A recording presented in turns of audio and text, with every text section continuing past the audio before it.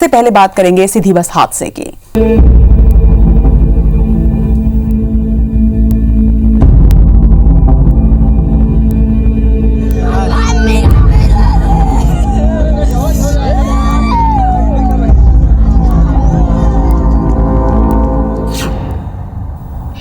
सीधी में कल एक दुखद बस हादसा हुआ जिसमें 3 लोग अब भी लापता बताए जा रहे हैं। बता दें अब तक 48 लोगों के शव निकाले जा चुके हैं, लेकिन 3 लोगों के अभी भी बरामदगी नहीं हुई है। टनल में फंसे होने की आशंका जताई जा रही है। बता दें कि सुबह 8 बजे से एक बार फिर से रेस्क्यू ऑपरेशन शुरू किया जाएगा।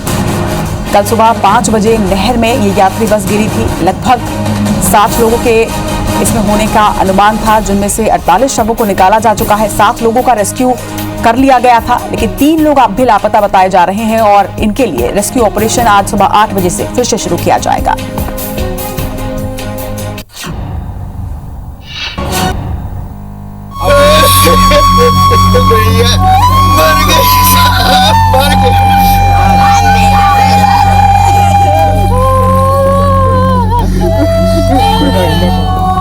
सुबह करीब 8:30 बजे बाणसागर नहर में गिरी बस। सुबह करीब 10 बजे रेस्क्यू ऑपरेशन शुरू। दोपहर करीब 2:30 बजे मौके पर पहुंची सरकार। इन तस्वीरों के जरिए आप सीधी में हुए दर्दनाक हादसे की पूरी कहानी को समझ सकते हैं। बाणसागर नहर के पानी में अनहोनी की एक कभी न भूलने वाली कहानी लिखी गई, जहां मातम और मौत का एक खौफनाक मंजर दिखा। एक नहीं, 2 नहीं, 40 से ज्यादा परिवारों को गम में डुबो गया ये दर्दनाक हादसा। भैया मर गए, मर गए।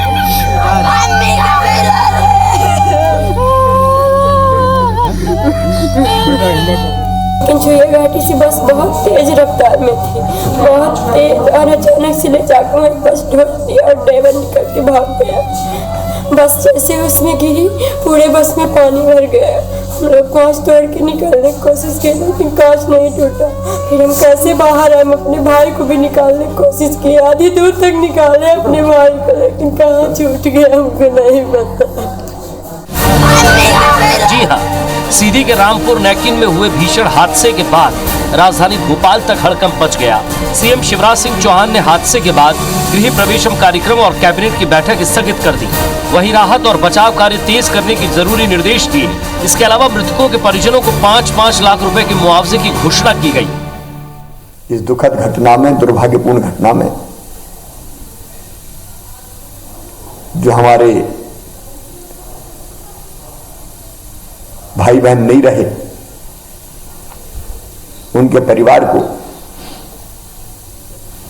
5 लाख रुपए की तात्कालिक सहायता राहत प्रदान की जाएगी। दुख की घड़ी में हम उन परिजनों के साथ हैं। केंद्रीय गृह मंत्री अमित शाह ने भी ट्वीट कर हादसे पर दुख जताया। राज्यसभा सांसद ज्योतिरादित्य सिंधिया ने और पूर्व सीएम कमलनाथ ने भी हादसे पर दुख जताते हुए सरकार से पीड़ितों को तत्काल राहत देने की मांग की। सीएम के निर्देश पर आनन फानन में तुलसी सिलावट, राम खिलावन पटेल सहित कई मंत्री सीधी पहुंचे और मृतकों के परिजनों से मुलाकात की। पूर्व मंत्री कमलेश्वर पटेल भी घटना स्थल पर पहुंचे और प्रशासन को लापरवाही के लिए जिम्मेदार ठहराते हुए मृतकों के परिजनों के लिए मुआवजे की मांग की। संकट की घड़ी में हम पूरी सरकार उनके साथ खड़ी है। जो भी अभाव आएगा, जो तकलीफ आएगी, जो कठिनाई आएगी, उनका समाधान करने की सरकार पूरी कोशिश करेगी। आदेश दे दिए गए हैं, घटना के जांच के आदेश दिए हैं। जो भी जांच में दोषी पाया जाएगा वो सख्त से सख्त सजा दी जाएगी। गाड़ी मालिक का जो रजिस्ट्रेशन है परमिट अरेस्ट कर दिया गया। अब इस घटना पे हम अपना शोक तो व्यक्त करते ही हैं। हमें ऐसी सावधानियां ही बरतना चाहिए इसमें घटनाओं की पुनरावृत्ति नहीं हो, और उसके लिए हम लोग बैठ के अब कैबिनेट में चर्चा करेंगे। इसमें कुछ लापरवाहियां भी हुई है। एक तो राष्ट्रीय राजमार्ग 5 दिन से बंद है, शायद राष्ट्रीय राजमार्ग बंद नहीं होता तो इस तरह की घटना नहीं घटी। मेरी मांग है मध्य प्रदेश सरकार के मुखिया से, देश के प्रधानमंत्री से, कि कम से कम 50-50 लाख रुपए इनके प्रत्येक परिवार को देना चाहिए जिनकी मृत्यु हुई है। बहरहाल मुआवजे का मरहम देकर सरकार मृतकों के परिजनों को संबल देने की कोशिश कर रही है, लेकिन हादसे को लेकर कई सवाल खड़े हो रहे हैं। आखिर किसकी चूक से हुआ ये दर्दनाक हादसा? पिछले हादसों से सबक क्यों नहीं लिया गया? सीधी में हुए बस हादसे का जिम्मेदार कौन है? सीधी बस कांड के बाद अब सियासत भी शुरू हो गई है। कांग्रेस ने प्रदेश सरकार पर निशाना साधते हुए सवाल पूछा कि 32 सीटर बस में क्षमता से अधिक लोग सवार थे। प्रदेश में परिवहन माफियाओं की मिलीभगत से ही ऐसे हादसे हो रहे हैं। यह मामला बेहद गंभीर है। बेहद गंभीर इसलिए कि 32 सीटर बस की क्षमता में 60 लोग कैसे सवार थे? परिवहन माफिया क्यों सक्रिय? किसका संरक्षण है? क्यों इन बसों की चेकिंग नहीं हो रही? वह प्रदेश के परिवहन मंत्री इसके दोषी हैं, उनको तत्काल पद से हटाया जाना चाहिए। शुरुआती जांच में पता चला कि बस को मोहनिया घाट से जाना था, लेकिन वहां जाम लगा होने के कारण ड्राइवर ने रूट बदल दिया। वहीं ड्राइवर और कंडक्टर के बारे में अभी तक कोई जानकारी नहीं मिल पाई है। सीधी से मनोज जायसवाल के साथ रीवा से राजीव पांडे, IBC 24। खबर पर ज्यादा जानकारी के साथ हमारे सहयोगी राकेश चतुर्वेदी हमारे साथ जुड़ रहे हैं। राकेश, इस दर्दनाक हादसे में जहां 48 लोगों की जान गई है, वहीं 3 लोग अभी भी लापता हैं। किस तरीके से आज उनके रेस्क्यू ऑपरेशन चलाया जाना और किन जगहों पर रेस्क्यू ऑपरेशन होगा?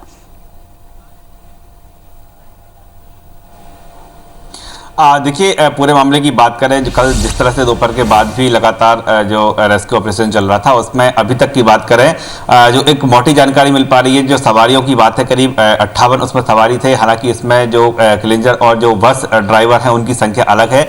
इस 58 में से 48 जो है लोगों की डेड बॉडी मिल चुके हैं और 7 लोगों को तुरंत बचा लिया गया था। अभी बात करें तो एक ऐसा अंदेशा है कि 3 लोग और नहर में हो सकते हैं और उनके जो नहर की टनल है उसमें फंसे होने की जो है आशंका है। और फिलहाल बात करें, कल देर रात तक रेस्क्यू ऑपरेशन जारी रहा था, लेकिन 3 लोग अभी भी लापता हैं और आज सुबह 8 बजे से फिर रेस्क्यू ऑपरेशन चला जाएगा। NDRF की टीम के साथ जो वहाँ के स्थानीय जो सीधी के गोताखोर हैं उनके जरिए ऑपरेशन चलाया जाएगा। और ये माना जा रहा है कि नहर की जो टनल है उसमें 3 लोग फंसे हो सकते हैं। उसमें 2 पुरुष और 1 महिला होने की जो है अभी जानकारी है, लेकिन वो 3 लोग हैं या 4 लोग हैं, अभी इसका पूरी तरह से खुलासा नहीं हो पाएगा। तो जो रेस्क्यू ऑपरेशन है, चूंकि कल देर रात तक चला था, पूरी टीम वहीं पर तैनात थी, अब 8 बजे से सुबह 8 बजे से फिर रेस्क्यू ऑपरेशन चलाया जाएगा। और जो जिस टनल की बात कही जा रही है वो जो घटनास्थल है उससे आगे, यानी जो बहाव के साथ उनको जो डेड बॉडी उनकी आगे चली गई होंगी, ऐसी जो है एक आशंका जाहिर की जा रही है। फिलहाल बात करें पूरे मामले को लेकर, सरकार की ओर से यही कहा जा रहा है कि जो मृतक हो चुके हैं उनको सहायता दी गई है, जो उसमें बचा लिए गए हैं उनके साथ सरकार है और फिलहाल जो 3 लोग अभी लापता हैं उनको ढूंढने का पूरा प्रयास किया जा रहा है। चलिए, खबर पर नजर बनाकर रखिएगा राकेश। फिलहाल तमाम जानकारी के लिए आपका बहुत बहुत शुक्रिया।